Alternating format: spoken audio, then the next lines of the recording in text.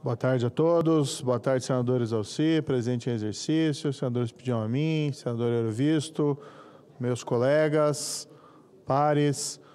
Nós vivemos num país que os valores estão um pouco invertidos, ou estão bem invertidos.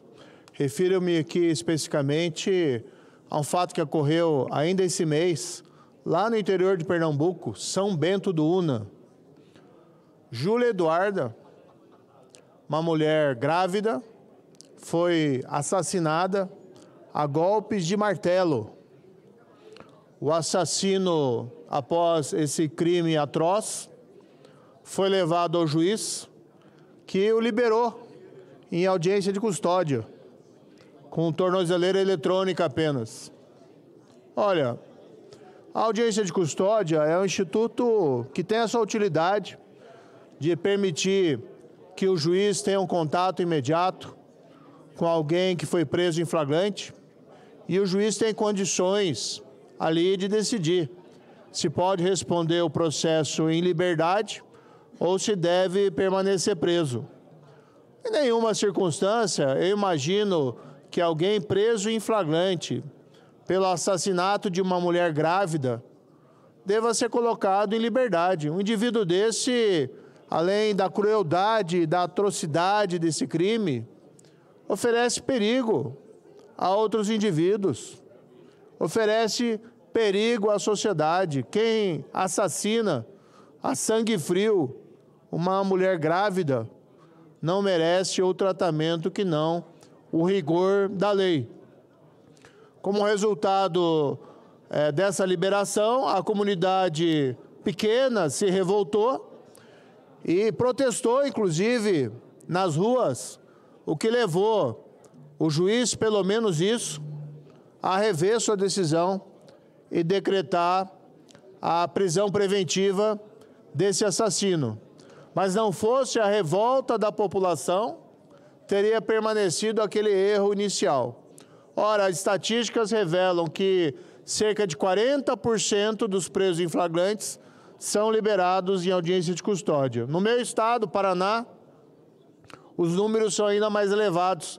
Invertendo-se esse percentual, cerca de 60% dos presos em flagrantes são colocados em liberdade. E gera aquela percepção da porta giratória.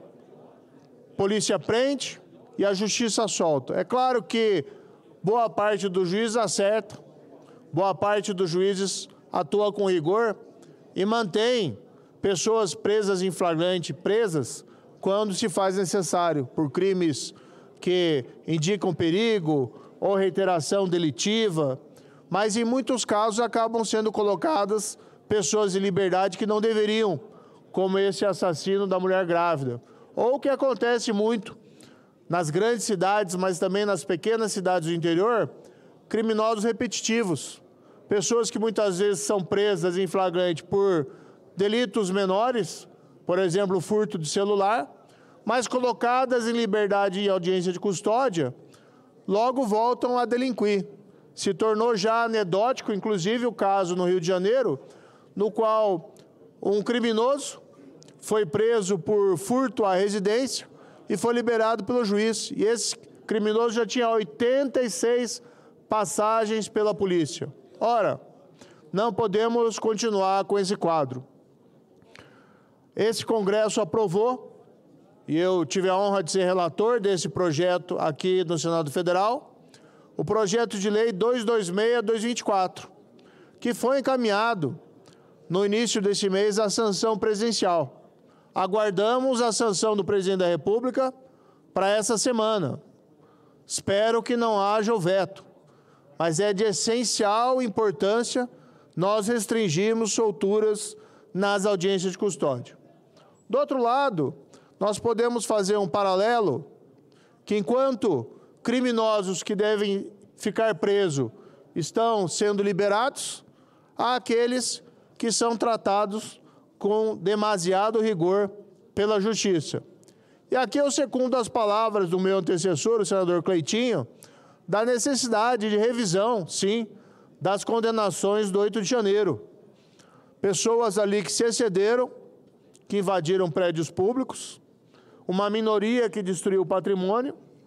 Claro que ninguém concorda com esse tipo de comportamento ilegal, mas não se justifica a imposição de penas de 18 anos de prisão, 16 anos de prisão, 14 anos de prisão, naquele caso que ficou emblemático, da senhora Débora dos Santos, que ficou presa mais de 2 anos, ficou praticamente 1 ano sem denúncia, presa preventivamente, porque pintou de batom a estátua da justiça em um momento de protesto.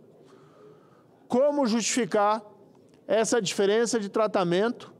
Uma justiça que muitas vezes é leniente com crimes de sangue, uma justiça que muitas vezes é leniente com crimes de droga, uma justiça que é absolutamente leniente com criminalidade de colarinho branco, haja vista os que tiveram suas condenações anuladas sem qualquer motivo jurídico na Operação Lava Jato, e, ao mesmo tempo, tratando com esse extremo rigor aqueles manifestantes do 8 de janeiro. Prisões preventivas de mais de 2 anos, se aproximando de 3 anos, penas beirando os 20 anos para pessoas muito simples. E eu posso falar com autoridade porque visitei algumas delas na prisão. São pessoas absolutamente simples, que têm ciência que erraram, que não deveriam ter agido daquela forma, mas jamais um tratamento assim tão rigoroso. É hora do Congresso se debruçar sobre essa anistia, debruçar sobre, se não for possível a anistia, um ajustamento dessas penas a patamares que sejam minimamente razoáveis. E também tem que dizer aqui do tratamento excessivamente rigoroso em relação ao presidente Bolsonaro. Eu falo aqui com tranquilidade porque não tenho nenhuma dívida pessoal em relação a ele. Não fui apoiado, senador Exalci, em 2022 ao Senado, ele tinha o seu candidato, que a gente respeita. Ainda assim fui, no segundo turno, apoiá-lo contra o Lula, porque entendia que seria uma tragédia a nova presidência do Lula, como de fato está sendo. Mas vejo um excessivo rigor, um homem que foi vítima de um atentado à sua vida, que deixou sequelas graves, que foi condenado em um processo em relação ao qual há muitas dúvidas. Boa parte da população brasileira não acredita que houve um golpe, uma real tentativa de golpe. Mas ainda que assim não fosse, um homem com tantas sequelas de saúde deveria ter o direito, pelo menos, de permanecer em prisão domiciliar, como estava até pouco tempo. Outros que cometeram, sim, crimes reais e crimes muito graves, como o ex-presidente Collor, que foi, num primeiro momento, absolvido pela Justiça em 94. Voltou a cometer crimes, roubou dinheiro na BR Distribuidora, que lhe foi entregue durante os governos do Lula. Ele, condenado por corrupção, foi, logo em seguida, após a prisão, direcionado à prisão domiciliar, sem que houvesse, na minha opinião, motivos reais de saúde para lhe deferir esse tratamento. Ou havia problemas de saúde, talvez pela elevada idade, mas nada com aquela seriedade que justificasse esse benefício. Já em relação ao presidente Bolsonaro, não há qualquer margem de dúvidas sobre a necessidade de cuidados especiais, da necessidade de alimentos especiais, tanto pela facada que recebeu naquele fatídico ano de 2018, como pelas sucessivas cirurgias que foi obrigado a fazer desde então. Nessa perspectiva, deveria ele, sim, com os cuidados, ser mantido em prisão domiciliar. Seria mais apropriado uma pessoa com as suas condições de saúde. Agora, quando nós colocamos tudo isso juntos, leniência de um lado para quem praticou crimes graves e rigor excessivo em relação aos manifestantes do 8 de janeiro, ou a negação ao Bolsonaro da prisão domiciliar, é que nós percebemos que tem alguma coisa errada aí com o nosso país, que precisa ser consertado. Vamos aguardar e esperar que possamos, essa semana ou nos próximos, em breve, nos debruçar sobre esse projeto de anistia, ou projeto de redução de penas. Deixar bem claro que a minha preferência é pela anistia, mas temos que observar as condições políticas do momento e não podemos ficar sem ambas as coisas no presente momento, diante do tratamento rigoroso feito a essas pessoas. É isso, senhor presidente.